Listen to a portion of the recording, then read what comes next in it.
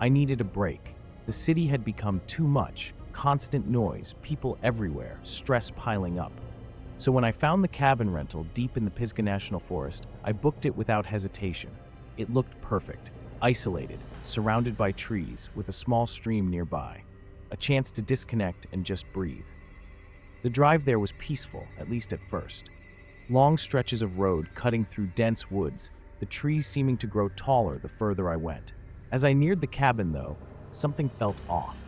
I couldn't put my finger on it. Maybe it was just being so far from anyone else. The isolation I'd craved now felt different. But I shook it off. This was what I'd wanted, right? Time alone, no distractions. The cabin itself was exactly as advertised, quaint, well-kept with a cozy interior. I unpacked, made some tea, and wandered around the property. The stream was close enough to hear faintly, and the towering pines gave the place an almost surreal beauty. But as I walked along the narrow path near the cabin, I realized something was missing. No birds, no insects buzzing, just the sound of my footsteps. The thought crossed my mind briefly, but I pushed it aside. Nature can be unpredictable, I told myself. Maybe I was just overthinking things. That night, I was lying in bed, exhausted from the day, when I heard something outside. A faint sound, like someone talking. I sat up, listening, my heart beginning to race. It was so soft, almost like it was being carried from far away. I told myself it was probably the wind, or maybe some animal rustling through the trees. Still, my mind wouldn't stop racing. I got up and peered out the window, half expecting to see someone standing in the shadows, but there was nothing. Just darkness. The next morning, I woke up feeling a little foolish for how jittery I'd been. I decided to spend the day hiking, figuring the fresh air would do me good. By the time I got back to the cabin, I was tired, sweaty, and ready to relax. But when I approached the front door, I stopped cold. It was slightly open. I knew I had locked it when I left. I stood there for a moment, every instinct telling me to turn around and leave, but I pushed the door open instead. The cabin looked exactly the same as I'd left it, nothing disturbed, nothing missing. But the air inside felt different. I couldn't shake the feeling that someone had been there. I checked the windows, the back door. Everything was still locked. Maybe I had forgotten to lock the front door. Maybe I was just overreacting. I tried to convince myself I was being paranoid, but that creeping sense of unease clung to me for the rest of the evening. Later that night, I sat by the fire, reading, trying to ignore the nagging worry in the back of my mind. But then, just as I was starting to relax, I heard it again. This time, it was unmistakable. Voices. Not just a single voice, but several. Faint, barely audible, but there. I set my book down, listening intently. They sounded closer now, almost like they were right outside. I stood up, my pulse quickening, and walked to the window. Again, nothing, just the dark outline of the trees. But I couldn't shake the feeling that something or someone was out there. I tried to sleep that night, but every time I closed my eyes, I thought I heard something. A creak, a soft thud, the faint sound of movement. My mind was playing tricks on me. It had to be. But by the time the first light of morning crept through the curtains, I knew I wasn't imagining things. Something was wrong. The next day, I made up my mind to leave.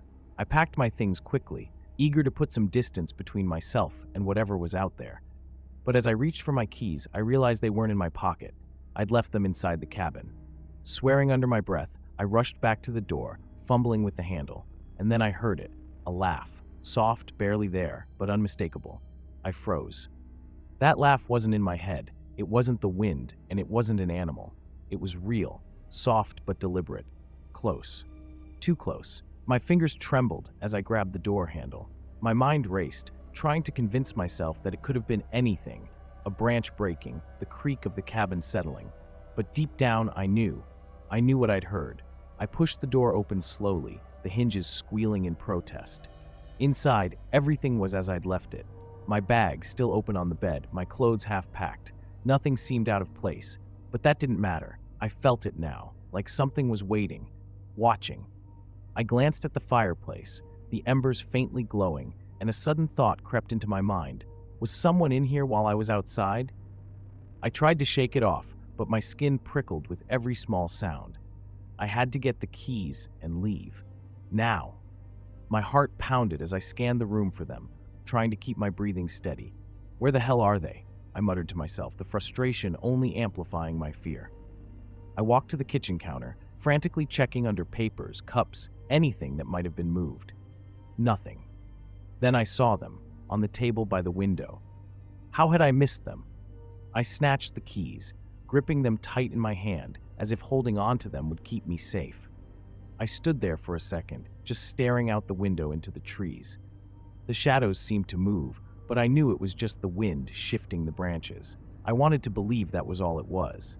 I turned to leave, but something made me stop. A sound. It wasn't outside this time. It was coming from behind me. My throat went dry, and I felt a sudden wave of nausea as I turned around.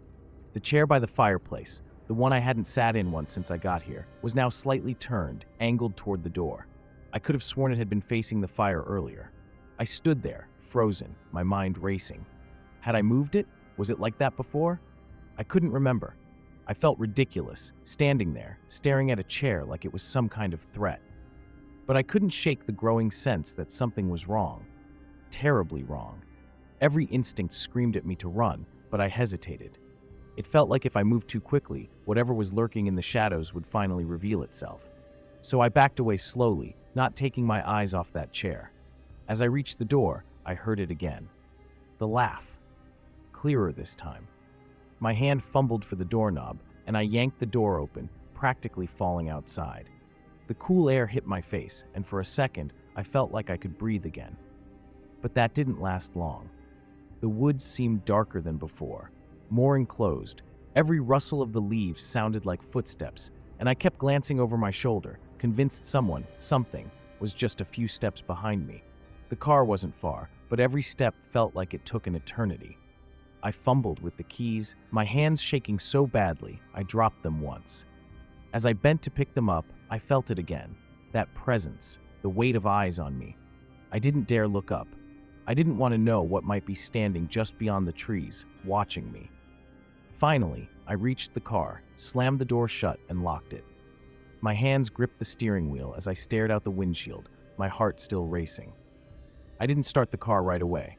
I just sat there, breathing heavily, my mind spinning. What the hell was happening?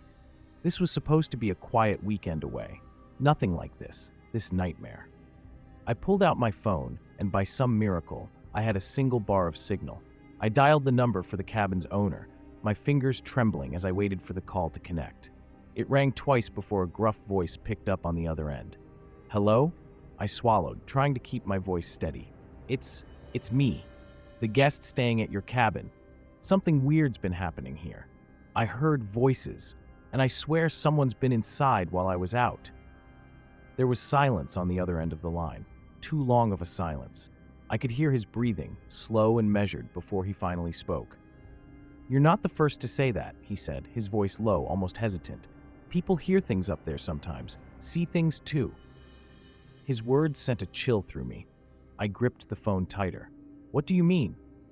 Another pause, and then, in a voice that was barely more than a whisper, he said, It's not the forest you need to worry about, it's the cabin. I sat there, gripping the phone, my mind spinning. Not the forest, the cabin. His words echoed in my head, twisting everything I thought I knew. My eyes drifted back toward the dark outline of the cabin through the windshield. It looked the same as it had when I arrived. Small, quiet, harmless. But now I couldn't shake the feeling that something inside it had been waiting for me all along. What do you mean? I managed to ask, my voice barely above a whisper. I wasn't sure I even wanted to know the answer. The man on the other end of the line sighed heavily. Look, people rent that place to get away, but sometimes they don't come back the same. Some say they hear voices, others see things. I've heard stories, but no one's ever been hurt. There was a pause, then he added, At least, not physically. Not physically. That was supposed to be reassuring? My heart was pounding in my chest, and my hands were slick with sweat. I glanced again toward the cabin, half expecting to see something, anything, staring back at me from the windows. Nothing. Just darkness and that damn chair. I could still picture it, turned ever so slightly toward the door, like it had been waiting for me to notice. Why didn't you tell me this before I rented it? I snapped, anger suddenly bubbling up. I was terrified, yes, but now I was furious too. How could he let people stay there, knowing something was wrong? "I didn't think it'd be like this for you," he muttered, almost apologetically. "Most people just hear things, a few strange noises, maybe a voice or two. They leave, it's over. You should just get out of there." I didn't need to be told twice. "I'm leaving now," I said, fumbling with the keys. My hands were shaking so badly I nearly dropped them again, but I jammed them into the ignition, twisting hard. The car sputtered, the engine groaning before it finally turned over. Relief washed over me, but it was short-lived. Out of the corner of my eye, I saw movement. It wasn't the trees. Someone, was standing at the edge of the clearing. My stomach lurched as I turned my head, my eyes locking onto a figure, barely visible through the darkness. It stood still, just on the edge of the trees, watching. I blinked, my pulse racing, my mind scrambling to make sense of it. There was no detail, no face, just the shape of a person. It didn't move, didn't come closer, but it didn't need to. The mere fact that it was there, watching me, was enough to send a jolt of pure terror through my body. I slammed the car into reverse, my foot heavy on the gas, gravel kicking up behind me as I sped backward down the narrow path. My heart raced, my eyes darting between the rearview mirror and the shape at the tree line. It hadn't moved, but I couldn't stop staring at it, half expecting it to start walking toward me at any second. Please, just go away, I thought, gripping the steering wheel so hard my knuckles turned white. Finally, I hit the main road and floored it, my tires squealing as I turned onto the asphalt. The cabin was disappearing behind me, but I couldn't shake the feeling that whatever had been out there, it wasn't finished with me yet. The phone was still in my lap, the call still connected. I could hear the owner breathing on the other end. "Did you see it?" His voice was barely audible over the roar of the engine. I didn't answer. I couldn't. I didn't want to admit what I had seen. Instead, I hung up and tossed the phone onto the passenger seat, my hands shaking as I drove faster than I should have, desperate to get as far away from that place as possible. But even as the miles stretched between me and the cabin, I couldn't stop glancing in the rearview mirror. I knew it was ridiculous, but I kept expecting to see something. Some movement, some shadow lurking just beyond the reach of the headlights. My mind replayed that shape standing at the edge of the trees, unmoving, watching. The cabin might be behind me, but the terror, that was still with me. It wasn't until I hit the highway that I finally let out a breath I hadn't realized I'd been holding. The road ahead was empty, just the long stretch of dark pavement under my headlights. But the further I drove, the more my thoughts circled back to the cabin, to the voices, the laugh, the figure in the trees. I didn't want to believe it had followed me, but the uneasy feeling in my chest refused to go away. I reached for the radio, desperate for some noise, something to break the oppressive quiet in the car. The static crackled to life, but I couldn't find a station. Just more static, more empty noise. My mind played tricks on me, making me think I could hear faint whispers beneath the crackle, like the voices from the cabin had found their way into the radio. I snapped it off, my pulse pounding in my ears. The road stretched endlessly in front of me, the darkness pressing in from all sides. My grip on the steering wheel tightened, knuckles aching, but I couldn't bring myself to ease up. I had this irrational fear that if I slowed down, even for a second, whatever was behind me would catch up. My eyes kept darting to the rearview mirror, half expecting to see something, anything moving in the shadows. But there was nothing, just the empty road and my headlights cutting through the night. I tried to focus, to push the cabin out of my mind, but the images kept flooding back. The figure at the edge of the trees, that damn laugh, and the chair, slightly turned like it was waiting for me to notice. I gritted my teeth, shaking my head as if I could physically shove the memories away. But it didn't help.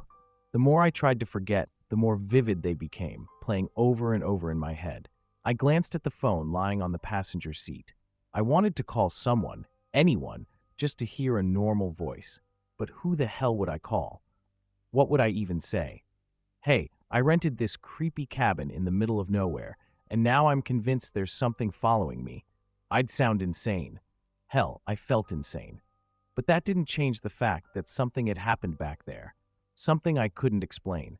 The headlights flickered for a split second, and my heart leaped into my throat. I slammed my foot on the gas, not caring if I was speeding at this point. My pulse thundered in my ears, and I could feel a cold sweat forming on the back of my neck. The air in the car felt suffocating, like it was closing in on me. I rolled down the window, letting the rush of cool night air hit my face, but even that didn't help. I couldn't shake the feeling that something was wrong. My mind kept going back to what the owner had said. It's not the forest, it's the cabin. What the hell did that even mean? I thought about the voices, the shifting shadows, the way I'd felt so sure someone had been inside while I was gone. And then there was the figure. That thing standing in the woods, just watching. I couldn't get it out of my head. The way it hadn't moved, hadn't come any closer, but somehow it had felt like a threat all the same. I slammed my fist against the steering wheel, frustration boiling over. What the hell was that? I muttered to myself, glancing in the rearview mirror again. Still nothing. But I knew it was out there. Maybe it wasn't following me. Maybe it didn't need to. The thought sent a shiver through me. As I passed another mile marker, I noticed a dim glow in the distance, streetlights. I hadn't realized how far I'd driven, but seeing signs of civilization again brought a small wave of relief. I wasn't alone out here anymore. The highway would be busy soon, people heading home after long shifts, truckers making their routes. I'd be surrounded by other cars, other people. I wasn't sure why that comforted me, but it did. I pulled off at the next gas station, needing a break, needing to be around people, even if only for a few minutes. As I parked, I took a deep breath, trying to steady my nerves. The harsh fluorescent lights overhead made the place look almost sterile, but it was better than the darkness outside. I glanced in the rearview one last time before getting out, just to be sure, and forced myself to stop obsessing over it. There was nothing there. I was safe. Inside, I grabbed a bottle of water and stood at the counter, trying to act like everything was normal. The cashier didn't even look up as she rang me out. For a moment, I thought about asking her if she'd ever heard anything strange about the cabins up in Pisgah. But what would that accomplish? I'd sound paranoid. I already felt ridiculous enough. Back in the car, I sat for a minute, the water untouched in my lap. My hands still hadn't stopped shaking. I stared out the windshield, the gas station lights casting long shadows on the pavement. And then, out of nowhere, a thought hit me. I hadn't actually seen that figure move, not once. It had just stood there, like a part of the landscape. Maybe that's why it had been so unsettling. It wasn't doing anything, but somehow it had felt more menacing than if it had chased after me. I shuddered, starting the engine again. I needed to keep moving. I left the gas station, feeling slightly better, but not by much. The car's engine hummed softly as I pulled back onto the highway, but the unease hadn't left me. I kept checking the rearview mirror, my eyes darting back and forth, searching for anything out of the ordinary. But there was nothing. Just the road, stretching into the night, as if trying to swallow me whole. I tried to focus on the drive, but my mind wouldn't let go of that figure in the woods. Why hadn't it moved? Why was it just there, watching? The more I thought about it, the more I realized how wrong the entire situation had been from the start. The voices, the door left open, the chair. None of it made sense, and yet, deep down, I knew it had been real. I could feel it in my bones. I flipped the radio on, hoping for some distraction. Static. No stations would come in, no matter how many times I turned the dial. Great. I turned it off, focusing back on the road, but it was like the static was still there, buzzing in the back of my mind. Maybe it had always been there. Maybe it had followed me. After about an hour of driving, I finally started to relax. The sky was beginning to lighten, just enough to see the outline of the hills in the distance. I hadn't realized how far I'd gone. I should have been relieved, but instead, a strange sense of dread began to creep back in. Something about the way the light hit the trees felt wrong. I shook my head, laughing at myself. "You're losing it," I muttered, gripping the wheel tighter. "It's over," I told myself. "You're out of there. You're fine." But then, in the rearview mirror, something shifted. My heart skipped a beat. I forced myself to look. There in the back seat, just barely visible in the dim light, was a shape. I slammed on the brakes, the car screeching to a halt. My heart pounded in my chest, my breath caught in my throat. Slowly, painfully slowly, I turned around, expecting to see someone sitting there. But the seat was empty. I let out a shaky breath, laughing nervously. Jesus Christ. I ran a hand through my hair, trying to steady myself. It had just been a trick of the light. That was all. Nothing there. But as I turned back to face the road, something caught my eye. In the reflection of the rearview mirror, there was a handprint. Faint, barely there, but unmistakable, right in the middle of the back window. I stared at it, my mind racing. I hadn't been near the back of the car. No one had. So how the hell was there a handprint? My breath came in shallow gasps, panic creeping back in. I wiped my hand across my face, trying to think straight, but the sight of that handprint kept pulling me back. It was like it had been waiting for me to see it. Suddenly, my phone buzzed, the sound making me jump. I grabbed it, my hands shaking. It was a message from an unknown number. I opened it, and my stomach dropped. The message was simple, just 4 words, "I'm still with you." For a moment, I couldn't move. I stared at the screen, my heart hammering in my chest. The road around me seemed to close in, like the trees were leaning in, listening. I dropped the phone onto the passenger seat, my hands gripping the steering wheel so hard my knuckles turned white. The highway stretched out in front of me, but I couldn't shake the feeling that I wasn't alone. Not anymore. Not after that. Something was still here, with me. Maybe it had always been with me. Maybe it had followed me from the cabin.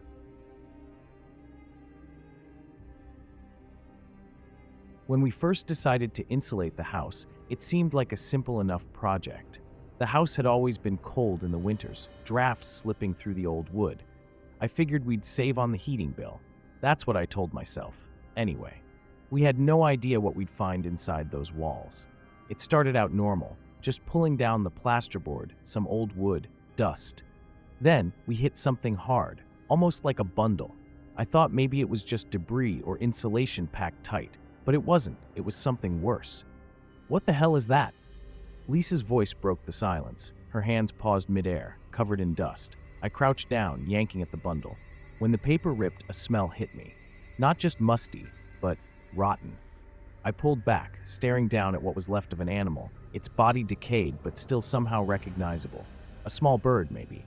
But it was the way it was wrapped that made my stomach flip. Yellowed newspaper, crumbling at the edges, tied with string. Lisa stepped back, her face pale. "What is that doing in there?" she asked, her voice quieter now, almost hesitant, like we'd disturbed something that shouldn't have been found. I didn't have an answer. My hands were trembling, though I didn't want her to see. We pulled out more. First, it was just a few, but then there were more. A lot more. Birds, small animals, all wrapped the same way. It didn't make sense. And the newspapers, they were dated from the 1930s. Why would someone stuff dead animals in the walls of a house? It felt like a sick joke, but there was nothing funny about it. The smell hung heavy in the room, mixing with the dust and the dampness. It started to get under my skin, that nagging sense that we'd uncovered something we shouldn't have. I remember standing there, holding one of those bundles, and thinking about the person who had done this. What kind of mind wraps an animal in a newspaper, hides it away in the walls, and leaves it there to rot for decades? I glanced at Lisa. She was staring at the pile we'd made, her arms crossed tightly, as if she could shield herself from whatever this was. "We need to call someone," she said, but I wasn't ready to give in to the creeping fear gnawing at the back of my mind. The next day, we contacted a local historian who knew about old traditions in the area. Pennsylvania Dutch magic, powwow they called it. Folk rituals meant for protection or healing. But that didn't explain the animals. Not entirely. There were darker aspects to the practice, things people whispered about, spells to bind, curses to harm. The historian mentioned something about using animals in rituals to ward off spirits or bring loyalty, but it all sounded like stories. Except now, we were standing in the middle of it. The air felt different after that conversation, like the house had shifted, like it was listening. Days passed, and the more we pulled out of those walls, the more uneasy I felt. It wasn't just the carcasses. There were other things, spices, jars of liquid that had long since evaporated. Whoever had done this had been deliberate. It wasn't random. And now, the house didn't feel like ours anymore. It felt like something else had taken over, something we couldn't quite see, but I could feel it. Watching. Waiting. At night, I started hearing things. Small sounds, like something scratching, tapping in the walls. I told myself it was the house settling, that old houses made noises, but it was too consistent, too deliberate. And then there was the smell. No matter how much we cleaned, no matter how much fresh air we tried to bring in, that rotting stench lingered, growing stronger, seeping into everything. Lisa started getting headaches, bad ones that wouldn't go away. Then I got them too. We both felt off, like we couldn't shake the heaviness that had settled over us. Doctors couldn't find anything wrong. They said it might be the mold from the decaying animals, but I knew it was more than that. The house was changing us, twisting something inside us. I couldn't sleep. Every time I closed my eyes, I'd dream of the animals. Their bodies, cold and stiff, wrapped in paper, waiting in the dark. In the dreams, they weren't dead. They were alive, but trapped, clawing to get out. And somehow, I was the one who put them there. Something was wrong with this place. And deep down, I was starting to believe that whatever had been buried in those walls wasn't gone. It had just been waiting for us to let it out. After the historian left, something shifted in the house. I don't know how to explain it, but the air felt wrong. Like the walls were closing in, just slightly, enough for me to notice, but not enough to make sense of it. Lisa tried to act normal, but I could see it in her eyes. She felt it too. We stopped working on the insulation. The idea of tearing into more walls just didn't seem worth it anymore. Every time I walked past the spot where we found the first carcass, I felt this heaviness, like someone was watching. "Do you hear that?" Lisa asked me one night, her voice low, almost a whisper. We were lying in bed, but neither of us had been able to sleep for days. I listened, straining to hear past the ticking of the clock. There it was again, a faint scratching, like something small was clawing from behind the walls. I told myself it was just a mouse, maybe a squirrel. Old houses attract pests, right? "I'll check it tomorrow," I muttered, knowing full well I wouldn't. I didn't want to get close to those walls again. Lisa didn't push me on it. She just rolled over, pulling the blankets tight around her, as if that would keep whatever it was at bay. The next day, I couldn't shake the feeling that I wasn't alone in the house. Every time I turned a corner, I half expected to see someone, or something, standing there, waiting. It was irrational. I knew that. But it didn't stop the feeling from gnawing at me.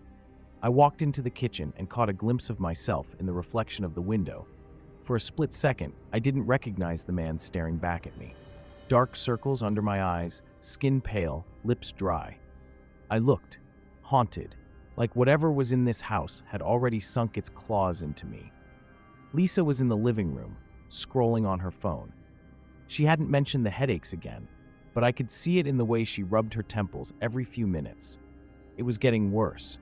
I wanted to ask her if she was okay, but the words got stuck in my throat. What was I supposed to say? That we were being poisoned by some old curse from a forgotten time? It sounded ridiculous, but the mold was real, and so were the things we'd pulled from those walls. I couldn't explain it, but I couldn't ignore it either. Later that evening, I went back to the spot where we found the first animal. I don't know why. Maybe I thought if I looked at it in the daylight, it wouldn't seem so bad. But standing there, staring at the wall, I felt a chill crawl up my spine. The wallpaper, already peeling, seemed to pulse, like it was alive, like something beneath it was moving. I reached out, my hand shaking, and pressed my fingers against the surface. It was cold, too cold. I yanked my hand back, heart pounding in my chest. What the hell are we dealing with here? I muttered to myself, but I knew no one had the answer. Not the historian, not the doctors, no one. That night, the scratching grew louder. I tried to block it out, to focus on the sound of Lisa breathing beside me, but it was no use. It wasn't just scratching anymore. There was a rhythm to it, like something trying to claw its way out. I sat up in bed, eyes wide in the dark, and strained to hear where it was coming from. The walls? The floor? I couldn't tell anymore. I got up and paced the hallway, every step feeling heavier than the last. My legs felt weak, like I was wading through water. When I reached the living room, I stopped. The air felt thick, stifling. And then there it was, a shadow, just out of the corner of my eye. I whipped my head around, but nothing was there. Just the empty room, the dim light from the street filtering through the window. but I couldn't shake the feeling that something had been watching me. Lisa came out a few minutes later, rubbing her eyes. "Are you okay?" she asked, her voice groggy. I thought I saw something," I admitted, not wanting to sound paranoid, but the look on her face told me she knew exactly what I meant. "We need to get out of here," she whispered, her eyes wide, fear etched into her features. And for the first time, I couldn't argue with her. The next morning, Lisa and I decided to call in an exterminator. We needed someone to confirm our fears, or, hopefully, put them to rest. The guy who came out, a tall man named Greg with a serious demeanor, inspected the house with a grim look. He didn't say much as he moved from room to room, but his face grew more troubled as he examined the walls where we'd found the carcasses. "Do you have any idea what could be causing this?" I asked, trying to keep my voice steady. I didn't want to sound paranoid, but the sight of the dead animals had me on edge. Greg shook his head slowly. "I've never seen anything like this before. I'll need to run some tests, but I have a feeling there's more going on here than just a pest problem." His response didn't reassure me. We waited anxiously for his report, each day dragging by as if the house itself was slowing time. Every noise seemed amplified, every creak of the floorboards unsettling. I noticed Lisa becoming more withdrawn, her face growing paler each day. She'd started to avoid the rooms where we'd found the carcasses, spending more time in the kitchen or outside.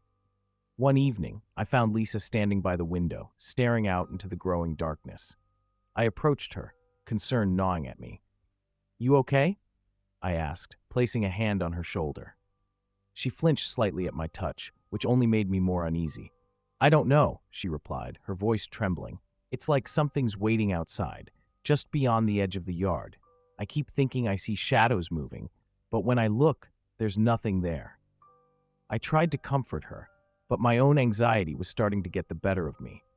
I couldn't ignore the sense of dread that had settled over the house. It felt like a weight pressing down on us, making every interaction strained and every moment tense. Greg's report came back with no clear answers. The mold was identified as a common type, but the abundance of dead animals and the way they were wrapped, each layer of newspaper dated decades old, had the expert baffled. His conclusion was that we were dealing with something deeply unsettling, but he couldn't provide specifics. That night, the scratching sounds returned, louder and more urgent than before. I lay awake, staring at the ceiling, trying to ignore the noise that seemed to come from every direction. I'd hoped that calling in an expert would bring clarity, but it only deepened the mystery. Lisa's breathing beside me was steady, but I could sense her tension. She wasn't sleeping well, and I was sure she'd heard the noises too. As the days passed, we both began to feel unwell. Lisa started having headaches, and I developed a persistent cough that wouldn't go away. We both saw doctors, but nothing seemed to explain our symptoms. The house, with its secrets hidden behind the walls, seemed to be taking a toll on us, and no one could tell us why. One evening, as I was trying to fix a loose tile in the kitchen, I noticed something unusual. Behind the wall, I found a hidden compartment. It was small, barely large enough to fit a hand. Inside, there were more old newspapers, along with a small leather-bound book covered in dust. My heart raced as I opened the book, revealing handwritten notes and strange symbols. The writing was old, the ink faded, but it was clear that this was not a journal or a simple record. It was something darker, something that tied back to the rituals we'd heard about. I showed the book to Lisa. Her face went pale as she leafed through the pages. "This looks like the stuff the historian talked about," she said, her voice barely a whisper. "Do you think it's connected to what we've found?" I nodded, feeling a chill run down my spine. "It has to be. But what does it mean? Why is it here?" The book felt heavy in my hands, as if it held secrets that were meant to stay buried. That night, the house seemed different. The scratching was louder, more insistent. I could almost feel something pressing against the walls, trying to get out. Lisa and I sat together in the living room, the only place where we felt slightly at ease. We talked about leaving, but the thought of abandoning everything we'd worked for was unbearable. Our home, once a sanctuary, had become a prison of uncertainty and fear. The book, the mold, the unexplainable noises, all of it felt like pieces of a puzzle that we couldn't yet put together. And as the days passed, The sense of being watched, of something lurking just beyond our understanding, grew stronger. I was desperate to find some answers. Lisa and I had hit a wall. The more we tried to understand what was happening, the less we knew.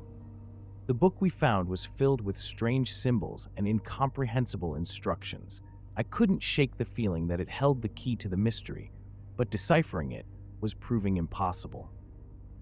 One night, I decided to visit the local library. I hoped to find someone who could translate the book or at least provide more context about powwow practices. The library was a small, quiet place, and the librarian, an elderly woman named Mrs. Whitaker, was kind enough to help. I showed her the book, hoping she might recognize something. Mrs. Whitaker's eyes widened as she flipped through the pages. "This is unusual," she said, her voice tinged with a mix of curiosity and concern.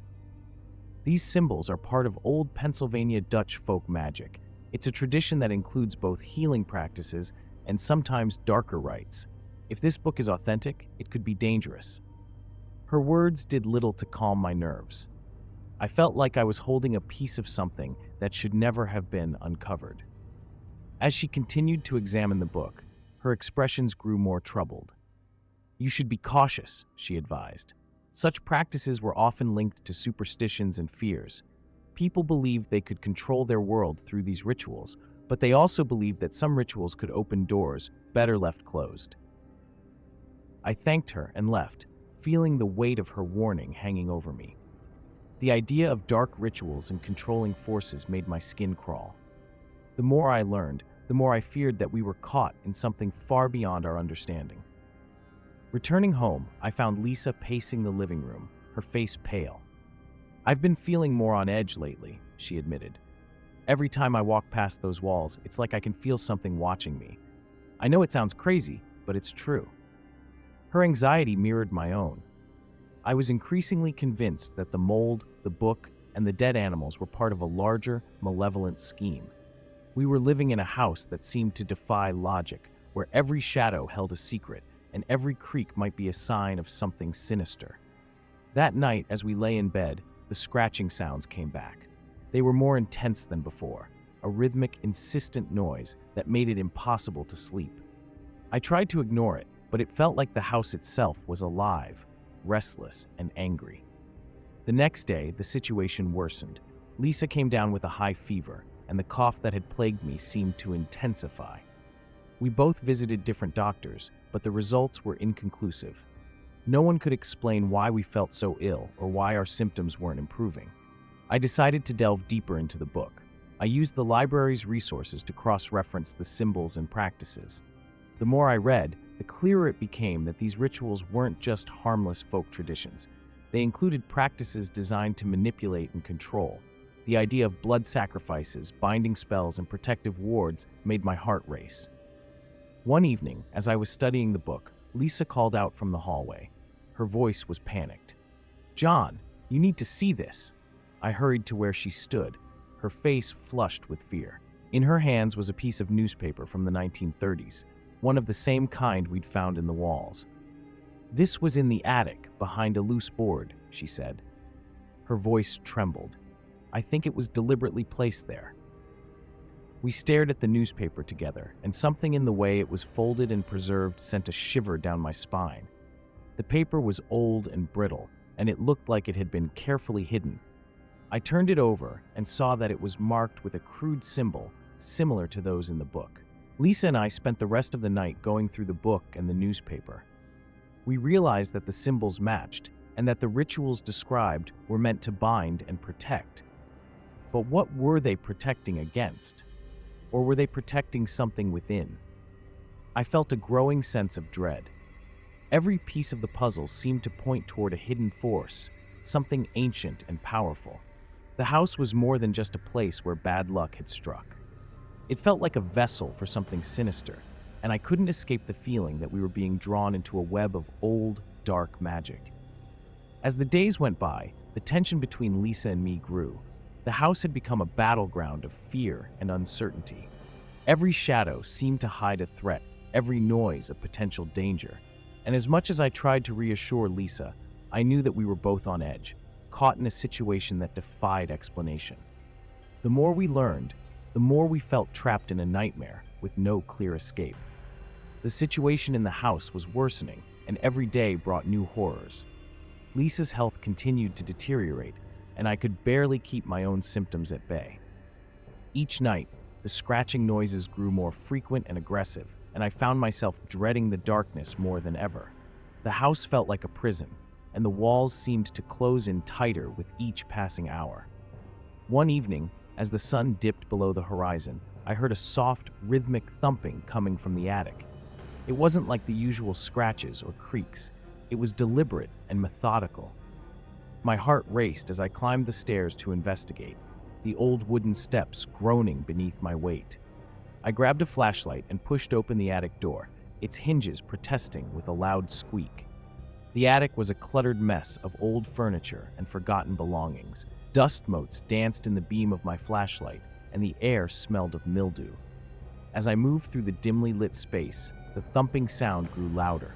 I followed it to a corner where a large old trunk sat. The noise seemed to come from inside it, and I hesitated before opening it, my hands shaking uncontrollably. When I finally lifted the lid, I was met with a horrible sight. The trunk was filled with more old newspapers and, shockingly, several more dead animals. The smell was overpowering, a sickly sweet rot that made me gag. Among the carcasses were scraps of paper covered in symbols I'd seen before. My mind raced. Was this some kind of ritualistic storage, or was there a deeper purpose behind it all? I quickly closed the trunk and retreated downstairs. My mind was spinning with questions and fears. I had to get answers, but where could I turn? The more I uncovered, the more it felt like the house was hiding something malevolent, something beyond my comprehension. Lisa was waiting for me when I returned. Her face was ashen, and her eyes held a fearful glint. "John, I found something," she said, her voice trembling. I was cleaning out the basement, and I came across an old journal. It's written in a language I don't recognize, but the symbols look like those in the book. I took the journal from her and began to flip through the pages. The writing was indeed strange, but some of the symbols matched those in the book and on the newspapers. I realized that this journal might provide crucial insights into the dark practices that had seeped into our home. Later that night, as I struggled to decipher the journal, the scratching noises returned with a vengeance. They were louder than before, as if the house itself was protesting our intrusion. I could hear faint whispers mingling with the scratching, and it felt like something was trying to communicate with us from within the walls. I was on edge, each noise making my heart pound harder. Desperation led me to contact an expert in Pennsylvania Dutch folklore. I sent her images of the symbols and excerpts from the journal, hoping she might shed some light on our situation. She responded quickly, her message filled with concern. "The symbols and practices in your house are part of an old powwow tradition. Some rituals are meant to protect, but others are designed to trap or control. It seems you might have disturbed something that was meant to stay hidden." Her words sent chills down my spine. What had we done? The house had become a place of terror, and every discovery seemed to bring more dread. I felt like we were ensnared in a dark web, spun by forces we didn't fully understand. As I was about to reply to the expert, Lisa screamed from the other room. I ran to find her standing in the hallway, staring at a new sight. A freshly drawn symbol on the wall, smeared with what looked like old, dried blood. It was as if something or someone was marking its territory, warning us to stay away. In that moment, everything clicked. The rituals, the symbols, the dead animals, they were all pieces of a larger, more sinister puzzle. The house was not just a home. It was a vessel for something dark and ancient, a place where rituals were performed and spirits were bound. I felt a cold realization settle in. We were not merely dealing with a haunted house. We were entangled in something far older and more malevolent than I had ever imagined.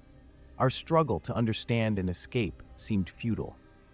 The more we discovered, the more trapped we felt. The house itself seemed to fight against us, its dark presence growing stronger with each revelation. The scratching and thumping grew more intense, and the whispers became louder. Lisa and I were on the brink, both physically and mentally exhausted. The house had become a battleground of our fears and its secrets, and we were caught in the middle, struggling to find a way out, before it was too late. I first noticed something was off with Danielle in early June 2012. It was subtle at first, a strange look in her eyes, a kind of distant glaze. We had known each other for years. She was a teacher at the high school where I worked. She'd always been so grounded and rational, a dependable friend. But that month, her demeanor shifted, and it was like watching someone gradually lose their grip on reality. At lunch one day, she mentioned something about cleansing the soul. I laughed it off as one of those quirky things people say when they're exploring new philosophies. But Danielle's fixation grew more intense. She started wearing dark clothing, and her conversations drifted into strange territory, talking about rituals, demons, and spiritual purification.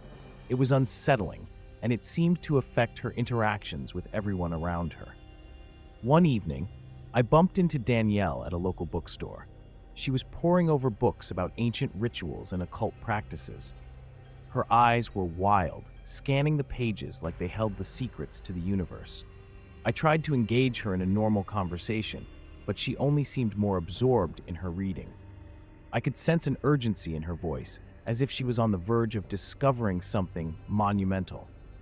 It was unnerving to watch her spiral into this obsession. I heard through the grapevine that Danielle was having unusual gatherings in her backyard.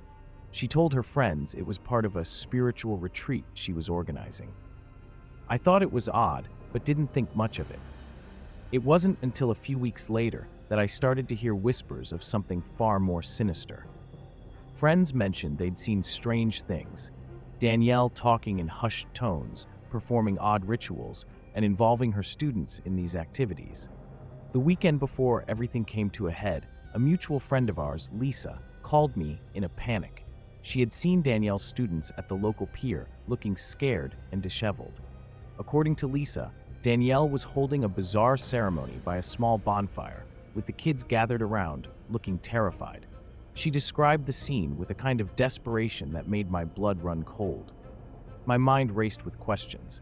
What was Danielle doing? Why were the kids involved? I tried to push my fears aside, convincing myself that Lisa was probably exaggerating. But when the police were called to investigate, the reality of the situation hit hard. Danielle's behavior had escalated from strange to horrifying. She had convinced her students that they needed to purge themselves of demons by cutting their skin and burning their wounds. It was beyond anything I could have imagined. The details that emerged were horrifying. One boy had been burned with a lighter, another cut with a broken bottle, and then cauterized with a hot key. The images of these kids suffering under Danielle's influence made me shudder. How had she managed to convince them that such brutality was necessary? It was as if she had pulled them into her delusion, twisting their minds along with her own. The police investigation revealed that Danielle had been deeply immersed in occult practices, influenced by obscure sources she found online. She spoke of no particular religion or doctrine, just a distorted, twisted view of the world that led her to these horrific acts. I remember the feeling of dread that settled over me as I read the reports. It was like discovering that someone I thought I knew had been living a secret life of unimaginable darkness. As the weeks passed, the community struggled to process what had happened. Danielle was arrested, and the kids were left to deal with the aftermath. It was a shocking and painful reminder of how quickly things can go awry when someone loses their grip on reality. I couldn't help but wonder how close we had come to a much worse outcome. The fear that had crept into our lives seemed to linger, an ever-present shadow cast by Danielle's descent into madness. The first hint that things had escalated was when I saw Danielle's name in the local news. I was having breakfast when the headline flashed on my screen, "Teacher arrested for child abuse in ritual." My heart sank. I clicked through the article, and each detail made me feel sick. Danielle had been using her position as a teacher to manipulate these kids, convincing them to participate in something unthinkable. I tried to piece together what I knew of Danielle's recent behavior. It all started with her strange obsession with dark rituals. At first, it seemed like just a passing phase, something she might talk about at length but never really act on. How could someone I knew, someone so seemingly normal, end up doing something so grotesque? The day after the news broke, I decided to visit Lisa, the friend who had initially alerted me to the strange gatherings. She lived not far from me, in a modest house with a view of the water. When I arrived, she was pacing the living room, her hands wringing together. Her face was pale, eyes red from lack of sleep. "You won't believe what I saw," she said, her voice trembling. "Danielle was performing some kind of ritual, and the kids, oh God, the kids were terrified." I needed to understand more. Lisa described the scene in detail. Danielle, dressed in dark clothes, had been chanting around a small bonfire. The children stood around, some crying, others in shock. The air had smelled of burnt wood and something metallic, maybe blood. Lisa had tried to approach, but Danielle's frantic gestures and the children's distress had driven her away. Hearing Lisa's account made me shiver. How did Danielle convince these kids to go along with such madness? It was as if she'd cast a spell over them, drawing them into her world of delusion and fear. I remember thinking how easily a person's mind could be twisted, how quickly the boundary between reality and fantasy could blur. I felt compelled to visit the pier where the rituals took place. I hoped to find some clue about what drove Danielle to such extremes. The pier was eerily quiet, its wooden planks worn and creaking underfoot. I walked along the path, trying to imagine what it had been like on those nights. I noticed burned patches on the ground where the bonfire had been. The remains of charcoal and ashes were scattered around, along with small bits of debris. The image of those rituals haunted me. I couldn't shake the thought of Danielle forcing the kids to harm themselves. How had she justified this to herself? What dark corner of her mind had convinced her that this was acceptable? I felt a mix of anger and deep unease, knowing that a person I thought I knew had caused so much pain. The more I learned, the more I realized that Danielle's descent into madness had been gradual but relentless. Her obsession with the occult wasn't a sudden shift. It had been building over time, feeding on her vulnerabilities and fears. Each step she took down this dark path seemed like a slow unraveling of her sanity. It was strange to think that this all started with what seemed like a harmless interest. The idea that such a fascination could lead to something so horrific was disturbing. I felt as if I had been standing on the edge of a precipice, watching someone I cared about fall into an abyss. As I walked back from the pier, I wondered how this would affect everyone involved. The children, their families, Danielle, everyone's lives had been shattered. I couldn't escape the feeling that the worst was yet to come, that the true extent of Danielle's actions was still hidden beneath the surface. The investigation that followed was unsettling. The police were methodical, but clearly disturbed by what they uncovered. I managed to speak with Detective Hart, who was handling the case. He had a stern look, his eyes shadowed with exhaustion. "You know, this isn't just about abuse," he said quietly. "Danielle's actions were rooted in something far darker. We're trying to piece together what drove her to this." Detective Hart's words hung in the air. I couldn't imagine how someone could transform from a respected teacher into a figure of terror. How had Danielle's fascination with the occult spiraled into such violence? The more I thought about it, the more confused I became. The line between obsession and madness seemed dangerously thin. The classroom where Danielle taught became a focal point in the investigation. I visited it, curious about how a place meant for learning could harbor such dark intentions. The room was cluttered with textbooks and projects, but the sight of it felt strangely sinister. Every corner, every desk seemed to whisper of something lost and broken. One of the students, Jake, finally agreed to talk to me. His face was pale, eyes darting around nervously. "It was like she was a different person," he said, his voice trembling. "She kept saying we needed to cleanse ourselves, get rid of the demons. I thought she was just weird at first, but then..." His voice trailed off, leaving the sentence unfinished, but the horror evident. I couldn't help but wonder what drove Danielle to these extremes. Her past was meticulously scrutinized by investigators. They found no prior history of mental illness or violent behavior. It was as if something had snapped within her, propelling her into a nightmarish world where pain and ritual were intertwined. The more I learned, the more I realized the situation was much worse than I'd imagined. Danielle's rituals had involved more than just the children. There were reports of her purchasing strange items, old books, candles, and herbs. She had been seen meeting with individuals who seemed to share her unusual interests. It was a web of connections that painted a disturbing picture. The chilling part was the lack of clear motive. Danielle had never been overtly religious or involved in any known cult practices. She seemed to have embraced these rituals out of a desperate need for control or perhaps to fulfill some personal obsession. What had convinced her that such extreme measures were necessary? The scene of the rituals was also under investigation. The pier was cordoned off, and I watched as forensic teams combed through the area. The remnants of Danielle's ceremonies were still visible, burnt patches on the ground, a few scattered belongings. It was a grim reminder of how close I'd come to witnessing something horrifying firsthand. As days passed, the local community was abuzz with speculation. No one could understand how someone like Danielle could have hidden such dark tendencies behind a facade of normalcy. Conversations about her often turned to fear and disbelief, punctuated by whispers of the unknown. The final twist in this ordeal came when the details of Danielle's defense emerged.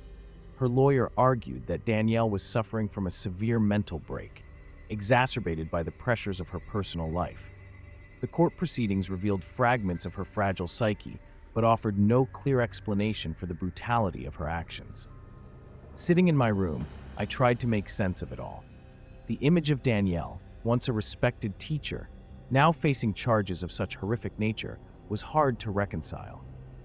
The investigation had peeled back layers of normalcy to reveal a disturbing truth: how easily someone's sanity can unravel, and how terrifying it is when that darkness is unleashed on the innocent. The days following Danielle's arrest felt surreal. I kept replaying the details of the case in my mind, struggling to reconcile the image of Danielle I had known with the monstrous acts she had committed.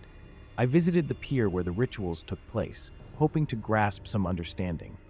The spot was now a sterile, fenced-off area, but even from a distance, the sense of foreboding lingered.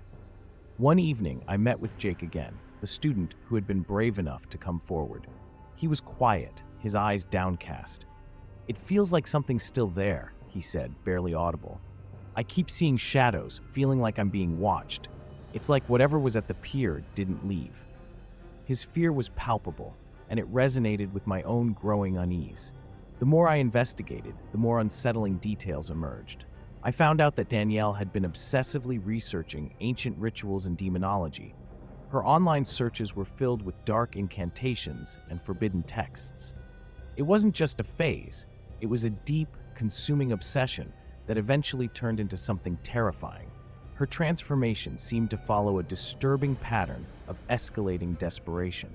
In conversations with the police, I learned that Danielle had become increasingly isolated before her arrest.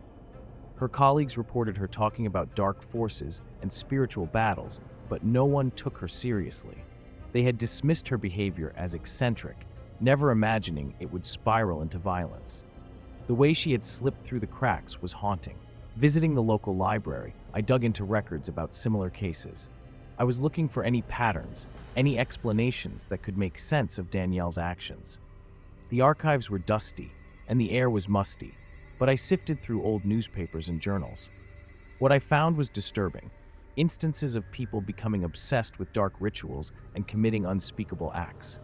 It was chilling to see how often these stories ended in tragedy. The more I uncovered, the more I felt drawn to understanding Danielle's final moments before her arrest. Reports described her as calm and detached when she was apprehended, almost as if she had achieved some sort of twisted clarity.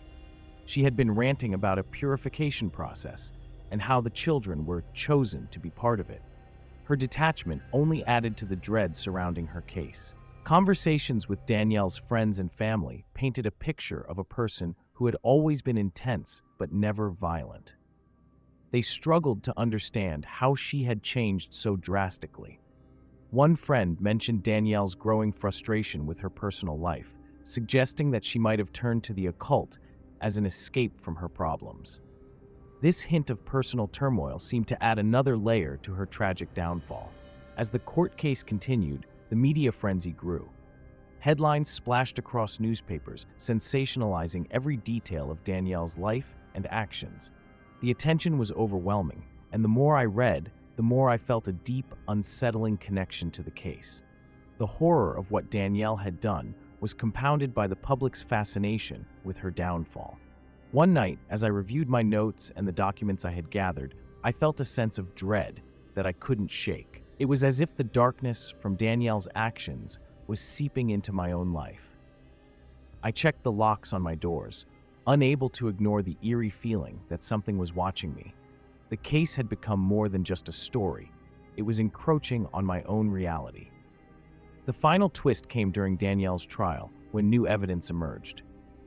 It was revealed that Danielle had been under the influence of a figure who had encouraged her descent into the occult. This person remained a shadowy figure, their identity unknown. The realization that someone else had fueled her madness was both shocking and chilling.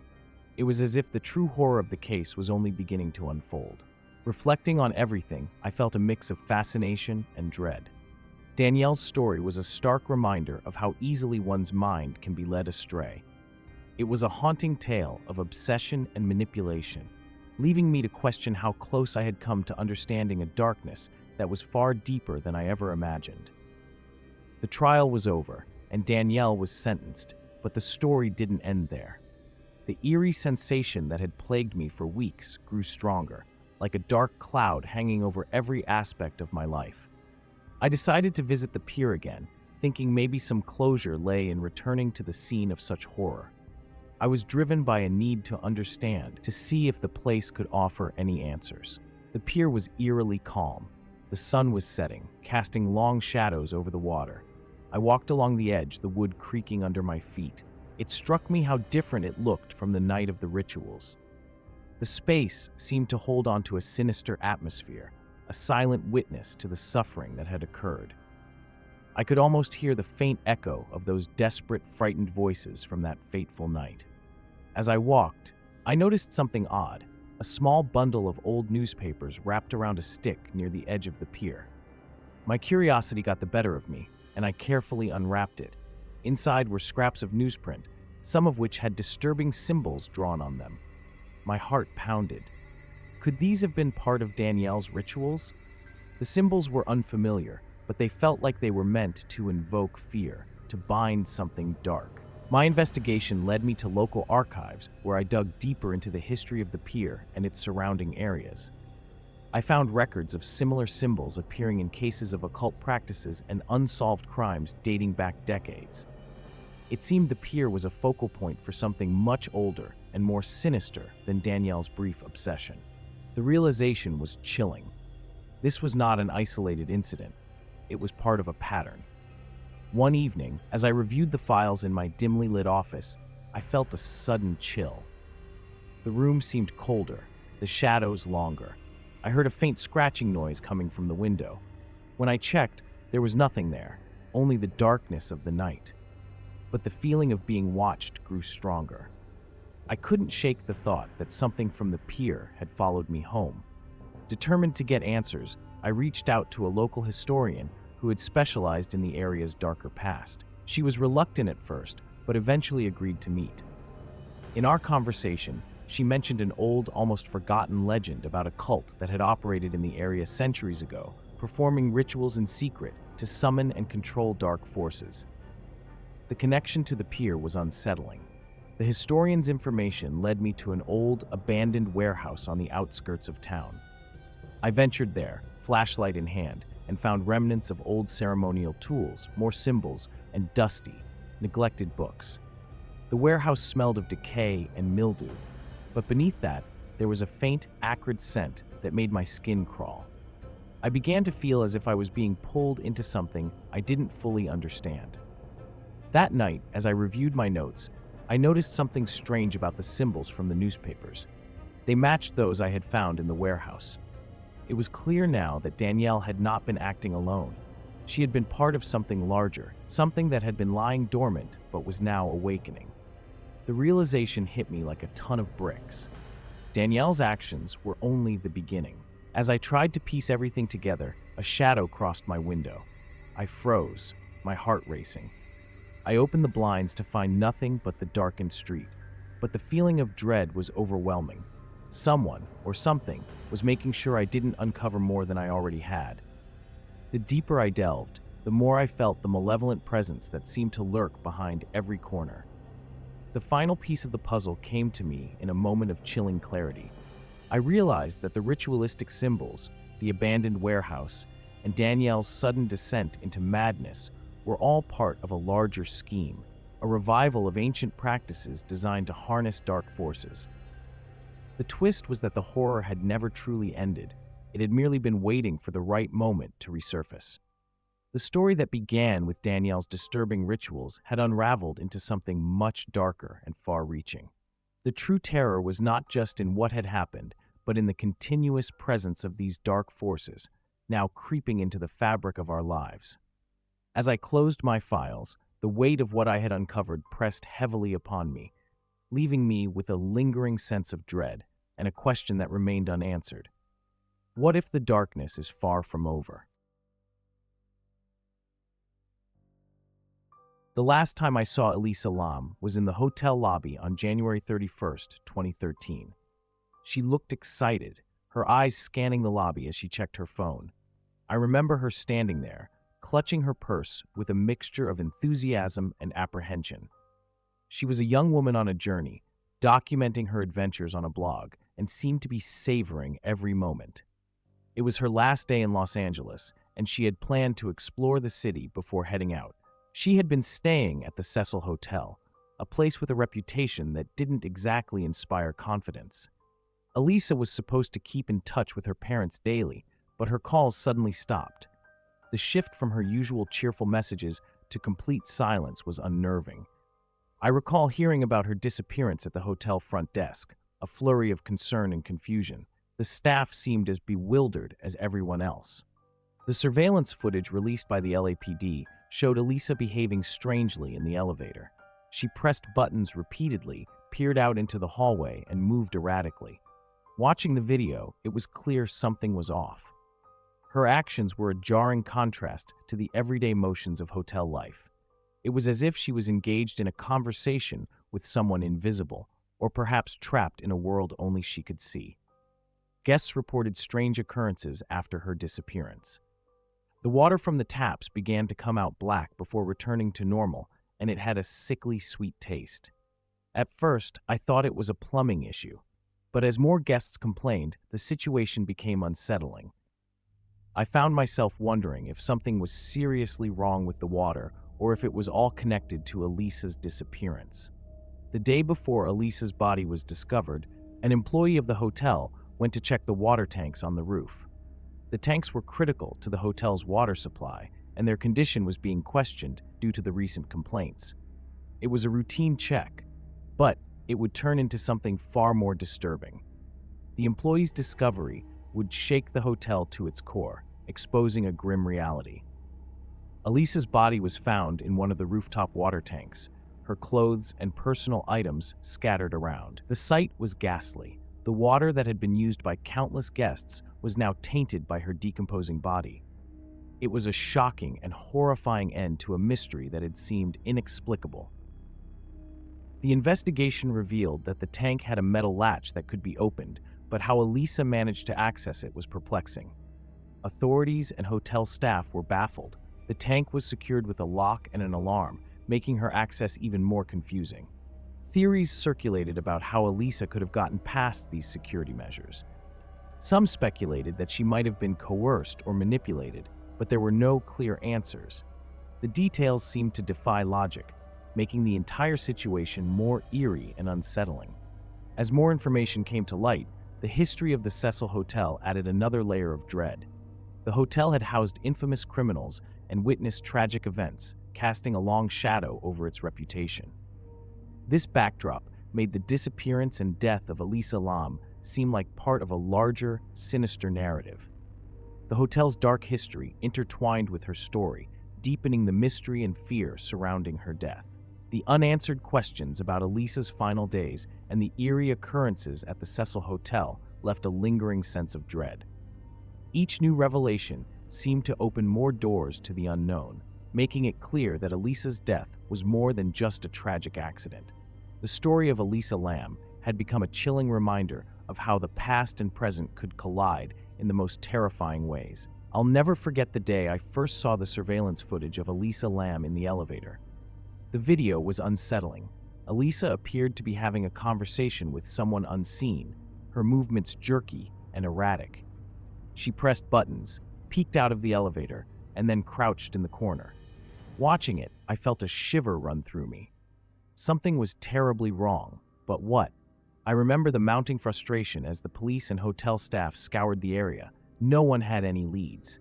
The footage was cryptic, showing her with no clear explanation for her bizarre behavior.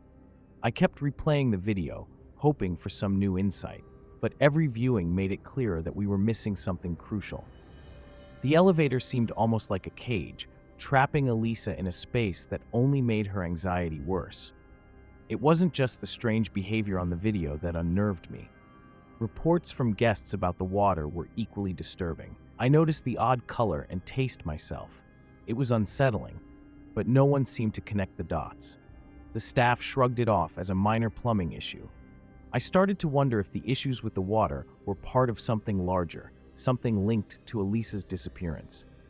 The discovery of Elisa's body was a gut-wrenching blow. I was there when the employee reported finding her. The rooftop tanks were in plain view, yet no one had thought to check them thoroughly. The sight of the tank, its lid partially open, was haunting. It made me question how Elisa could have managed to get inside despite the security measures. The more I thought about it, the more I felt that something deeply sinister had occurred. The investigation into Elisa's death seemed to stall. With every new detail, the sense of dread grew. The reports of foul water, her bizarre actions, and the hotel's dark past created a web of fear. I tried to piece together the fragments of information, but they never formed a clear picture. It was as if each piece was deliberately obscured, hiding the truth behind a veil of confusion. Late one night, I found myself researching the hotel's history. Stories of past occupants, including notorious criminals and tragic deaths, painted a disturbing portrait of the Cecil Hotel. It was hard to ignore how these elements might have contributed to the current mystery. The idea that Elisa's story was just another chapter in the hotel's dark history was chilling. The lingering questions about Elisa's final moments gnawed at me. I couldn't shake the feeling that there was more to the story than met the eye. The security footage, the odd water complaints, and the eerie history of the hotel all seemed intertwined. Each piece of the puzzle hinted at a malevolent force or hidden truth, yet nothing added up. I found myself drawn back to the hotel, trying to make sense of what had happened. Walking through the corridors, I could almost feel the weight of the place's history pressing down on me. It was as if the walls themselves held the secrets that eluded us. I tried to keep a clear head, but the atmosphere was thick with unease, feeding my growing sense of dread. As the days went by, the official story labeled Elisa's death as an accident, but I couldn't let it go. The unanswered questions, the bizarre details, and the hotel's sinister past kept me searching for something that might explain it all. I knew I was delving into a dark place, but I needed to understand what had really happened to Elisa Lam. I couldn't shake the images from the surveillance footage. Elisa's actions in that elevator were beyond strange. They were unsettling. I found myself thinking about it constantly, wondering what she had seen or heard that drove her to act that way. Every time I closed my eyes, I saw her peeking around the elevator's corner, her eyes wide and fearful. What had she been trying to escape? One evening, I returned to the Cecil Hotel to walk the halls and piece together what had happened. The place had an oppressive air, a sense that something had happened here long before Elisa's death. As I wandered through the dimly lit corridors, the old carpet underfoot seemed to swallow the sound of my footsteps. I could almost hear whispers, though I knew it was just my mind playing tricks. The hotel's age and history made everything feel heavy with unseen weight. I spoke to several guests who had stayed around the same time as Elisa. Their stories were unsettling. One woman mentioned that she had experienced strange noises at night, like soft scratching or muffled voices coming from the walls. Another reported that her room's water would sporadically turn dark and foul. Everyone dismissed these incidents as quirks of an old building, but I couldn't ignore the pattern. The more I delved into the hotel's past, the darker the picture became. The stories of Richard Ramirez and Jack Unterweger were not just historical footnotes. They seemed to seep into the very fabric of the hotel. I couldn't help but wonder if their dark presence had left a lingering mark. The idea that Elisa's fate could be tied to something more sinister, something with a history of violence and madness, was chilling. The rooftop tanks where Elisa was found seemed to loom over me like a grim sentinel. I visited the roof several times, trying to imagine how she could have accessed it. The metal lid was heavy and secured, but it was just possible for someone to get it open with enough effort. The thought that Elisa had somehow managed to do that, despite the security measures, added another layer of unease. What had driven her to that point? I started piecing together the timeline of Elisa's last days. Her blog posts and social media updates painted a picture of a young woman trying to enjoy her travels, but they also showed a growing sense of unease. Her last posts were filled with erratic and unsettling comments. I wondered if she had been experiencing something beyond the normal scope of travel stress. Late one night, I reviewed the footage from the hotel's security cameras again. I noticed something odd. In the clips from outside the elevator, there were brief moments when shadows seemed to flicker strangely. It was as if something was moving just out of view, something that might explain Elisa's odd behavior. But the footage was too grainy to confirm anything, leaving me with more questions than answers. The more I investigated, the more I began to feel like I was in over my head. The hotel's history, the strange occurrences, and Elisa's bizarre behavior all seemed to point towards something beyond the ordinary. I began to question my own sanity. Was I seeing patterns where there were none, or was there truly something sinister at play?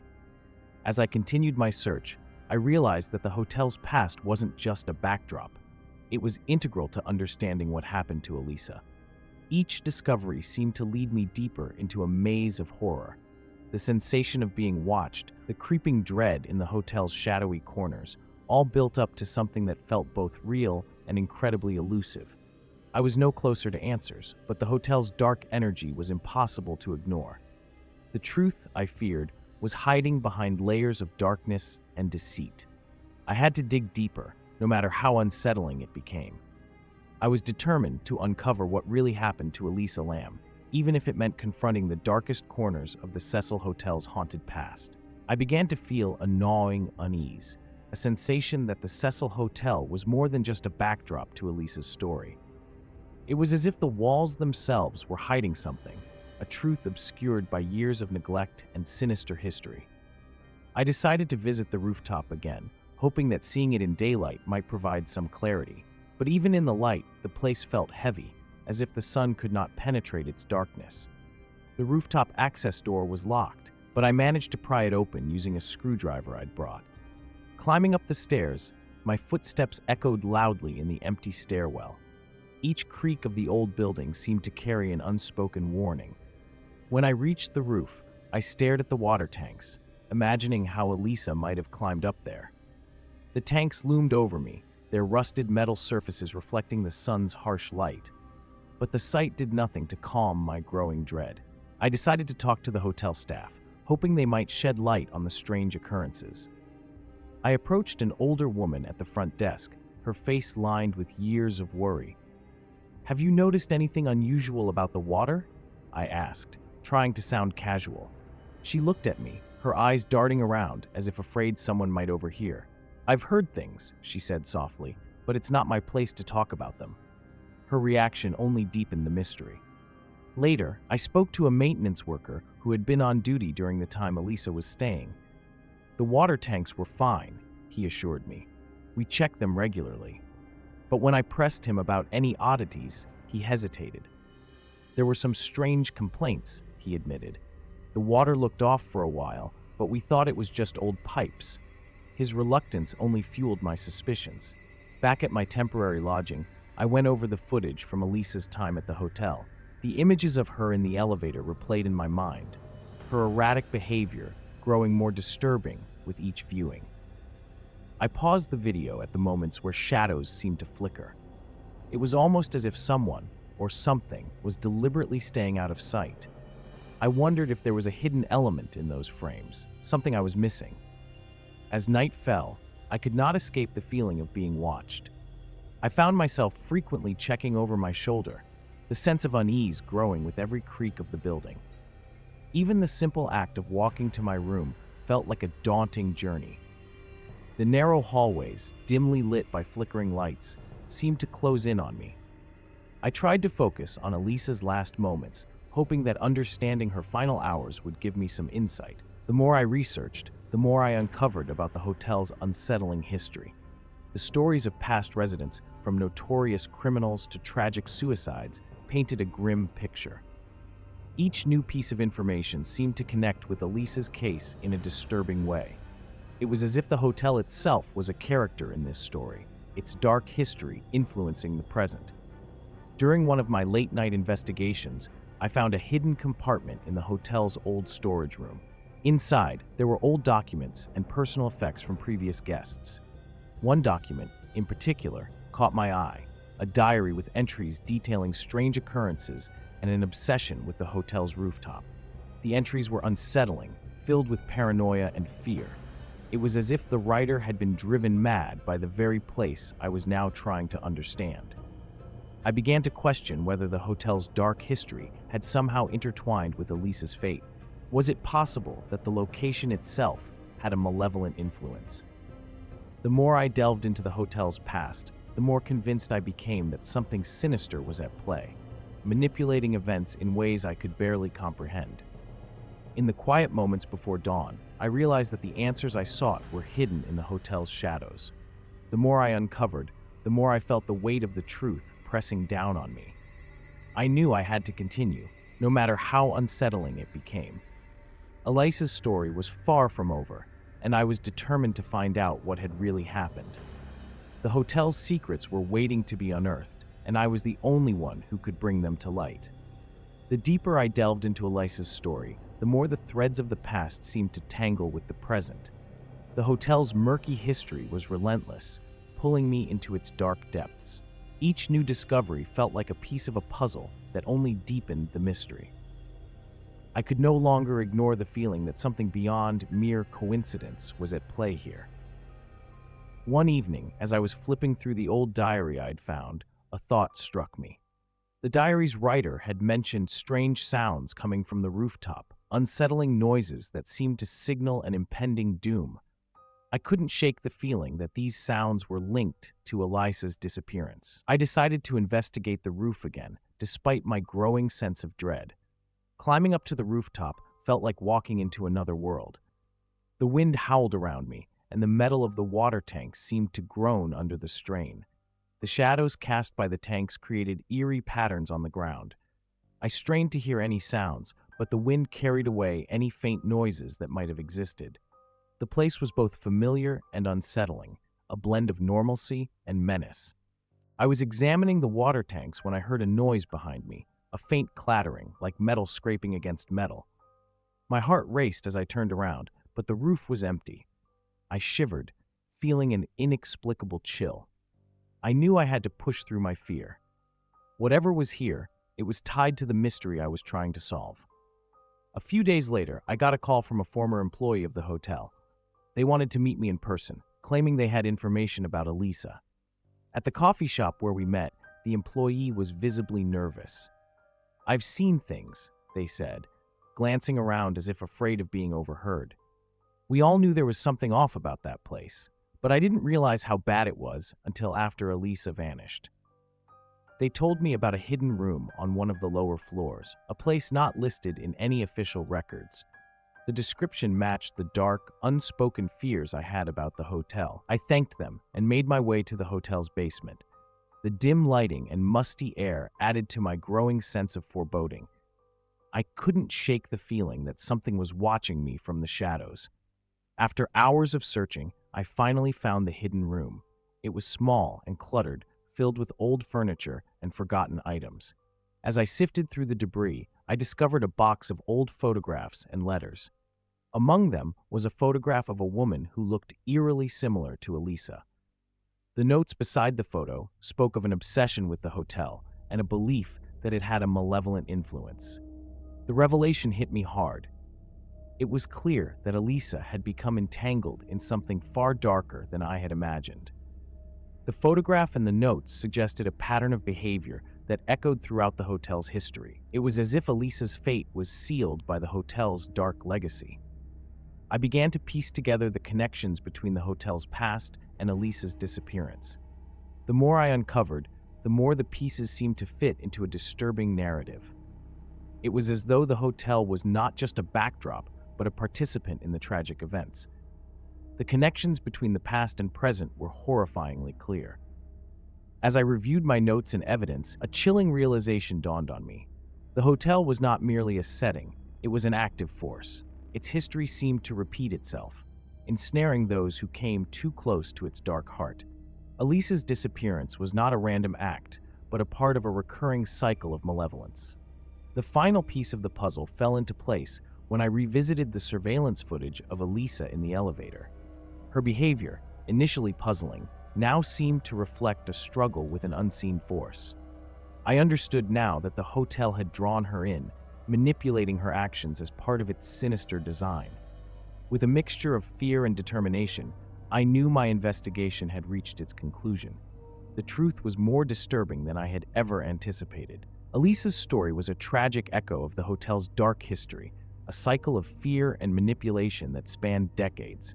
The Cecil Hotel was not just a building, it was a living nightmare, and Elisa was its latest victim. I didn't pay much attention when the phone rang at 2 in the morning. The caller ID was blank, but that wasn't unusual these days. I rubbed my eyes and answered, expecting a wrong number or some late-night sales pitch.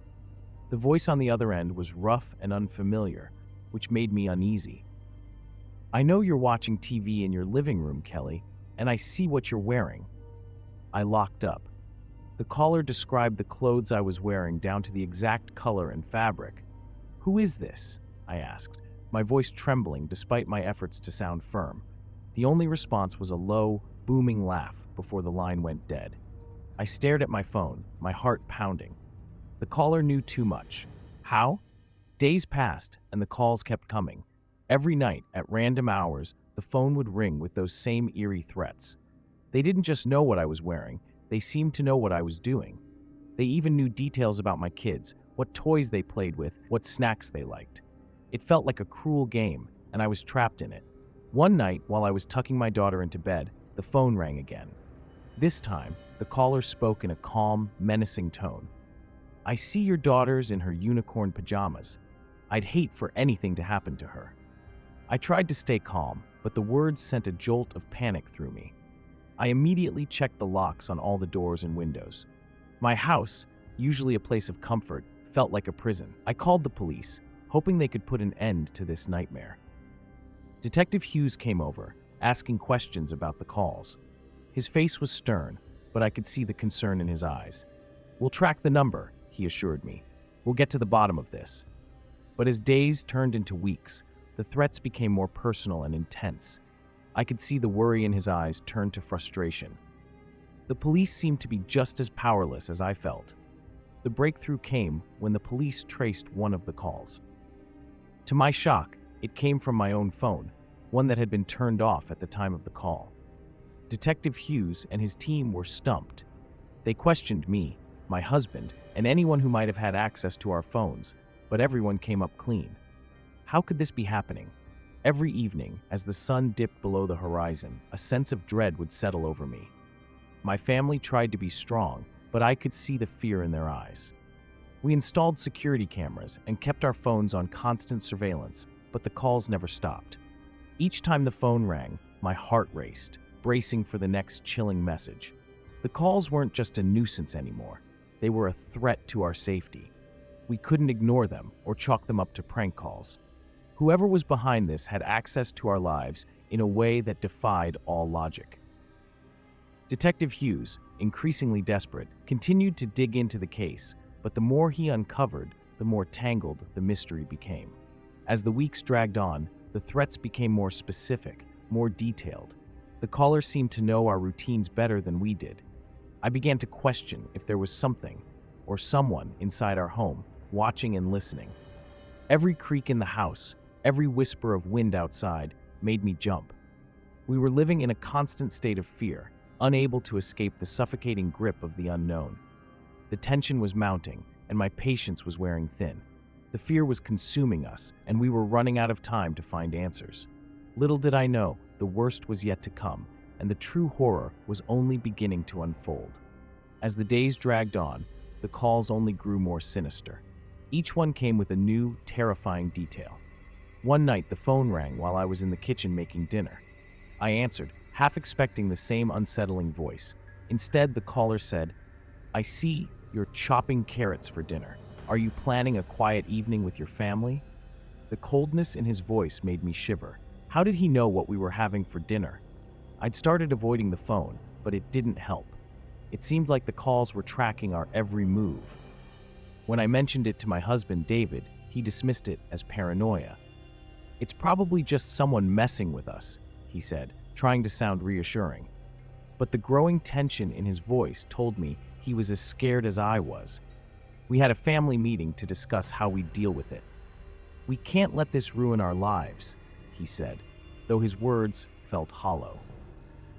The next call was particularly horrifying.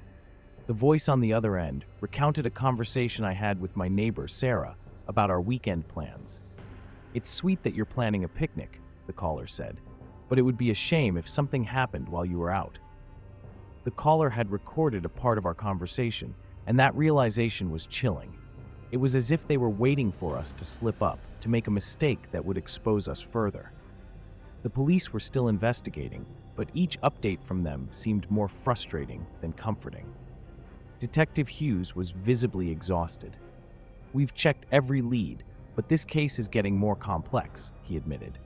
His honesty was both a relief and a new source of fear. I wanted to believe we were getting closer to solving this, but with each passing day, my hope waned. The security cameras we installed didn't catch anything unusual. Our phones were constantly being monitored for any signs of hacking, but nothing showed up. It was maddening to think that the caller could bypass all our precautions. It was like we were trapped in a nightmare with no way out. I felt a creeping sense of paranoia every time I saw a shadow move or heard an unexpected noise. One evening, as I sat alone in the living room, I heard a faint rustling sound coming from the hallway. I stood up and cautiously walked toward the noise. My footsteps seemed deafening in the quiet house. I reached the hallway, but found nothing out of place. It was a false alarm, but the sense of dread remained. What if someone was watching us, waiting for the perfect moment to strike? David and I decided to take extra precautions, doubling down on security. We changed our phone numbers and started using disposable phones for everyday use. Despite our efforts, the calls continued, each one more detailed than the last. The callers seemed to have an unsettling familiarity with our lives, making every ordinary moment feel suspicious. The more I thought about it, the more I began to suspect that the caller was someone we knew, someone close enough to monitor our lives so precisely. The idea that it could be a friend or neighbor was both horrifying and disorienting. We began to question everyone around us, looking for any clue that could link them to the calls. But everyone seemed as baffled as we were. Then came the call that turned everything on its head. The voice on the other end said, "I know you've been suspicious of people around you, but have you considered that the answer might be closer than you think?" The cryptic message left me reeling. Were they hinting at something? The question gnawed at me. What if the caller wasn't just observing, but actively manipulating our perceptions? As the weeks dragged on, the line between reality and paranoia blurred. The calls were no longer just threats, they were psychological torment. I was constantly on edge, jumping at every little sound. The feeling of being constantly watched was suffocating, and every day brought new layers to the mystery. We were running out of time to find answers, and the fear that had once been a background noise was now a roaring, relentless force. Every attempt to break free from the nightmare seemed to make it worse. What was the caller planning next? And more importantly, How could we protect ourselves from someone who seemed to know our every move? Little did I know, the answers we sought were about to shatter our perception of reality in the most disturbing way possible. One evening, while the house was dimly lit by the soft glow of a single lamp, my phone rang again.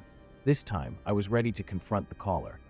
I answered with a shaky voice, "What do you want from us?" The response was chillingly calm. "I want you to know that we see everything."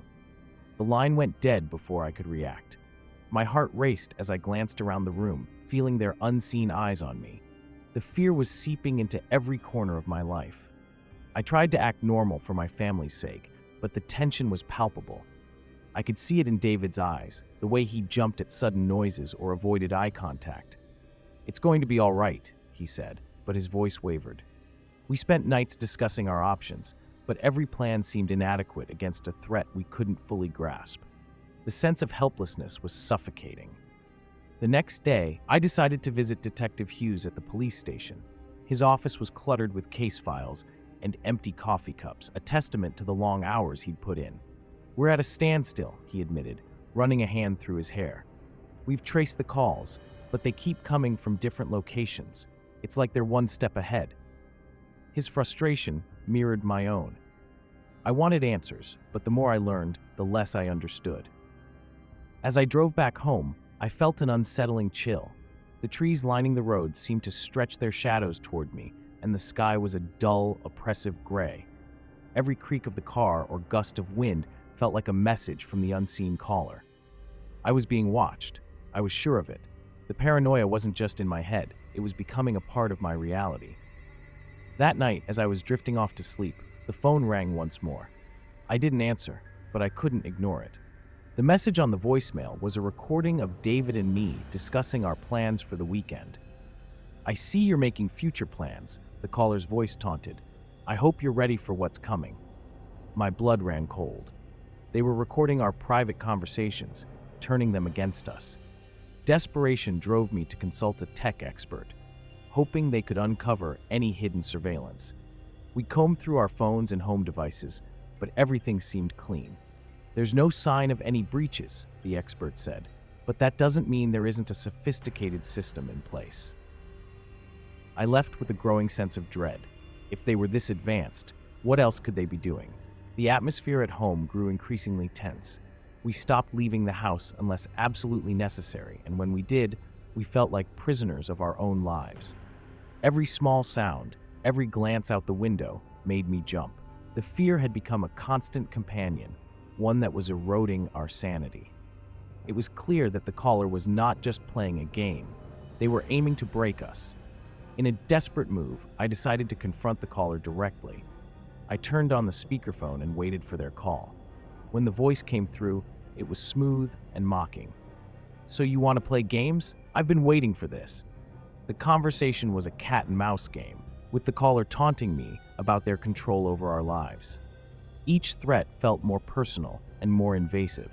One evening, as we were huddled together in the living room, I noticed something strange. The lights flickered and the television turned on by itself. It wasn't a power issue, it was deliberate. I felt a creeping sense of dread as I realized the caller might have more control over our lives than we thought.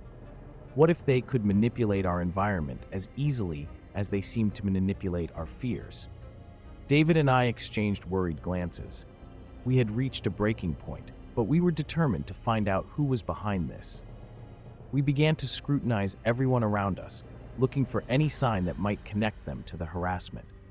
Little did we know, the answers we sought were buried deep within the shadows of our own lives, waiting to be uncovered in the most horrifying way. As the days wore on, the line between reality and nightmare became increasingly blurred. Each revelation seemed to deepen the mystery rather than solve it. The tension was unbearable, and the sense that someone was always watching us grew stronger.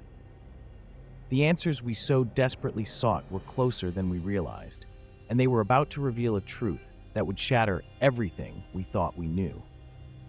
I sat in the darkened living room, the weight of the silence around me almost tangible. It had been weeks since the last call, but the tension hadn't eased. The thought that our lives were under constant surveillance gnawed at me. I found myself jumping at the smallest sounds, unable to escape the feeling of being watched. As I stared out of the window, the creeping darkness seemed to press in on me, making every shadow look like a lurking threat. David was at work, and the kids were at school. I used the time to go through every corner of the house again, hoping to find something I missed before. Each drawer, every cabinet felt like a potential hiding place for hidden cameras or recording devices.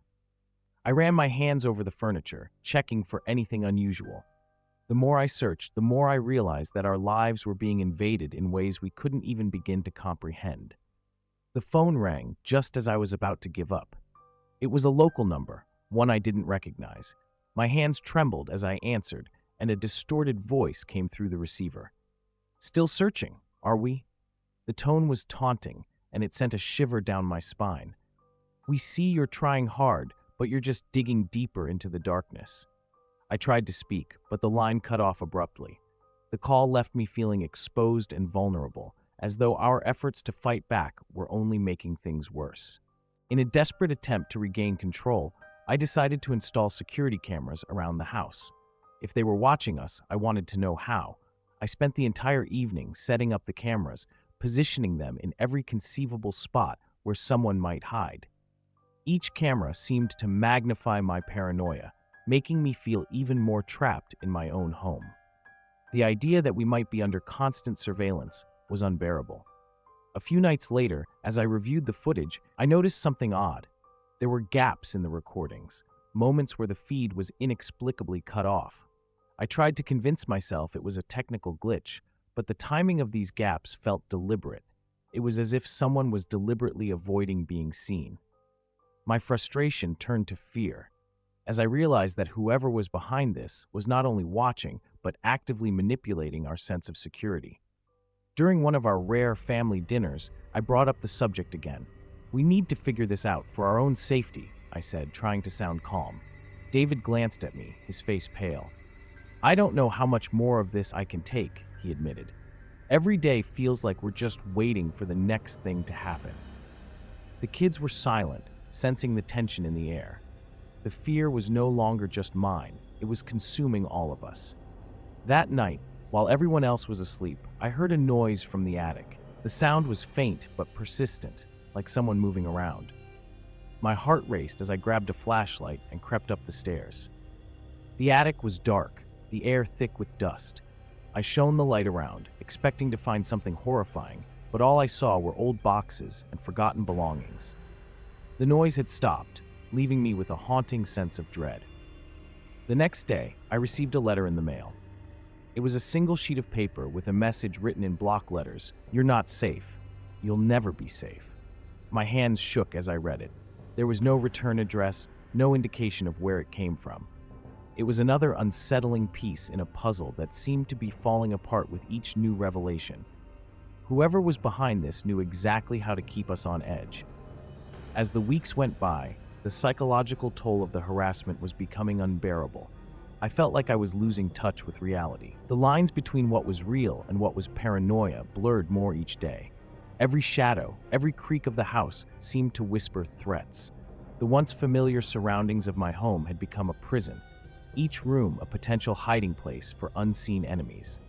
The final blow came when I discovered a hidden compartment behind a wall in the basement. Inside were old recording devices, some still warm to the touch. It became clear that the harassment was not just about fear, it was about control. The realization that they had been inside our home, that they had manipulated our lives so thoroughly, was crushing.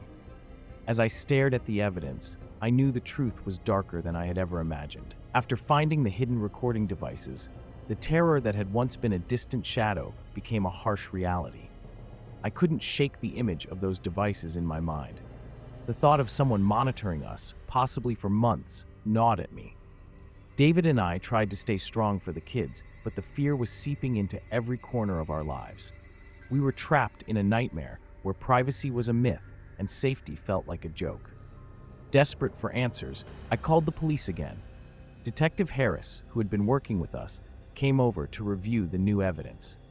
His expression darkened as he examined the recording devices. "This is serious," he said, his voice low. We need to figure out who had access to your home and how they could manipulate our investigations." I watched him closely, hoping he could provide some answers, but the weight of the situation seemed to crush any hope.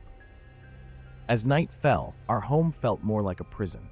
I lay awake, staring at the ceiling, every creak of the house amplified in my mind.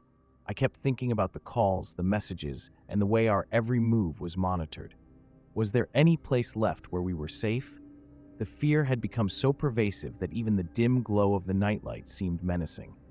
The following day, Detective Harris called with unsettling news. He had traced the recording devices to a specific brand known for being used in high-security environments.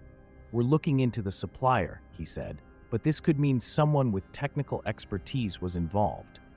His words hung in the air, heavy with implication.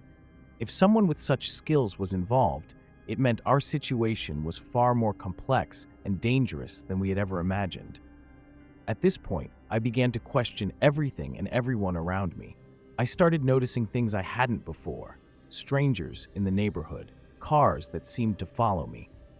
It was as if the paranoia had turned my world upside down, making me question the intentions of everyone I encountered.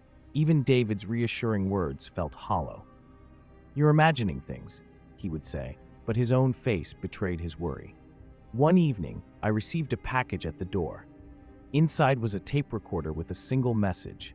"You didn't think it would be that easy, did you?" My hands trembled as I listened to the recording. It was a conversation between David and me, discussing the recent calls. The level of intrusion was chilling. The realization that someone had been gathering evidence against us, possibly using our own recordings, was horrifying. Feeling cornered, I decided to confront David. We had a heated argument that night. "Why didn't you tell me if you knew something?" I demanded. "I didn't know," David shouted back. "I'm as in the dark as you are." The frustration in his voice was real, but it only added to the confusion. I couldn't tell if he was telling the truth or if he was hiding something. The situation escalated further when the kids started having nightmares. They would wake up screaming, claiming they saw shadowy figures in their rooms. It broke my heart to see them so terrified. I tried to reassure them, but my own fear was too great to offer any real comfort. The sense of powerlessness was overwhelming. Then came the twist that shattered my already fragile world. Detective Harris, who had been our ally, was arrested for tampering with evidence. It turned out he had been feeding information to someone, which made him complicit in our torment. The entire investigation, every bit of reassurance we had received, was part of a larger, sinister plan. The realization that even our trusted allies had been compromised was a blow I could barely process. As I looked back on everything that had happened, it became clear that the true horror was not just the surveillance or the threats. It was the deep, insidious betrayal that we had been subjected to, not just by an unknown enemy, but by those we thought we could trust. Our lives had been manipulated by someone who knew exactly how to exploit our fears. The nightmare, it seemed, was far from over.